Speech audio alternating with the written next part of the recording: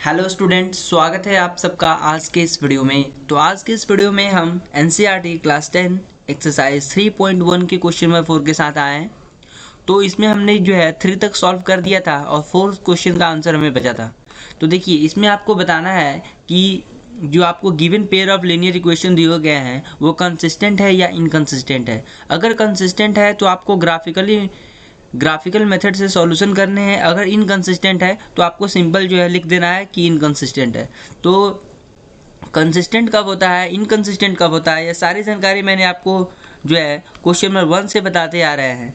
अगर आपको जो ग्राफ जो है, जैसे कि लीनियर इक्वेशन के जो जब ग्राफ आप प्लॉट करेंगे तो दोनों ग्राफ जो है अगर एक दूसरे को इंटरसेक्ट करेंगे तो उनका वो जो होगा सॉल्यूशन होगा, उसका यूनिक सॉल्यूशन होगा, एक ही सॉल्यूशन होगा। तो उस केस में कंसिस्टेंट होगा। जब कोइंसाइड करेंगे तब भी जो है कंसिस्टेंट होगा, और जब जो होगा जो पैरेलल हो जाएंगे तो इनकंसिस्टेंट हो जाएगा। तो यही बताना है। एक और ये भी तरीका होता है कि अगर ये रेशियो जो होगा A1/A2, ठीक है, अगर ये बराबर नहीं हो B1/B2 के तो कंसिस्टेंट होगा। और होता है A1/A2 is equal to B1/B2 is equal to C1/C2 हो, तब भी जो है कंसिस्टेंट होगा। ओके, तो यही बताना है। देखते हैं कंसिस्टेंट है या नहीं। उसके बाद अगर ये कंसिस्टेंट होगा तो आपको ग्राफिकल मेथड से जो है सॉल्यूशन भी करने हैं। ठीक है, तो हम लिख लेते हैं गिवन इक्वेशंस आर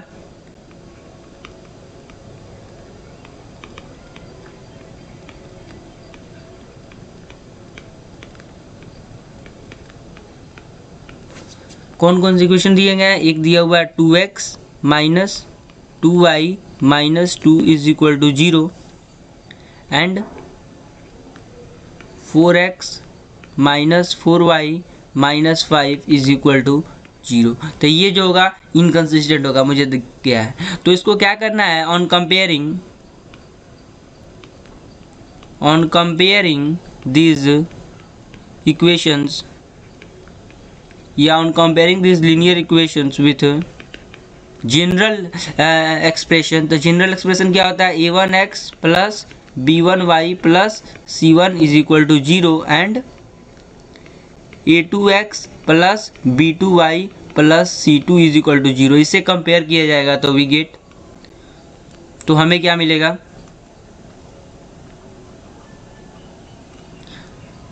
तो यहाँ से वी गेट a1 की वैल्यू आएगी। a1 की वैल्यू क्या होगी, यहाँ से a1 की वैल्यू 2 होगी, b1 की वैल्यू क्या होगी -2 होगी, और c1 की वैल्यू क्या होगी -2 होगी।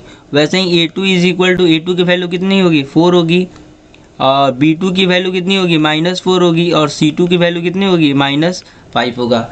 तो हमारे पास आ गया। तो यहाँ से लिख सकते हैं नाउ a1/a2 का रेशियो कितना होगा 2/4 इज इक्वल टू 1/2 होगा। b1/b2 का कितना होगा -2/-4 इज इक्वल टू 1/2 ये भी होगा। और c1/c2 का रेशियो कितना होगा -2/5 इज इक्वल टू जो होगा 2/5। तो यहाँ पे क्लियरली देख सकते हैं हेयर क्या है, a1/a2 is equal to b1/b2 है, is not equal to c1/c2 नहीं है। तो यहाँ से लिख सकते हैं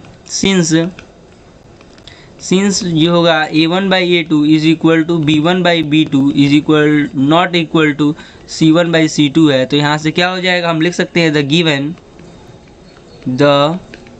given pair of linear equation has no solution. कोई सॉल्यूशन नहीं होगा, ठीक है, कोई सॉल्यूशन नहीं होगा। तो यहाँ से आप लिख सकते हैं the pair of linear equation is inconsistent. अगर कंसिस्टेंट होता ना तो यहाँ से आपको ग्राफिकल मेथड से जो है सॉल्यूशन पता करना पड़ता। तो यहाँ पे इनकंसिस्टेंट है तो हमारा सॉल्यूशन यहीं पे ख़त्म होता हुआ। अगले लेक्चर में हम क्वेश्चन नंबर 5 के साथ हाजिर होंगे।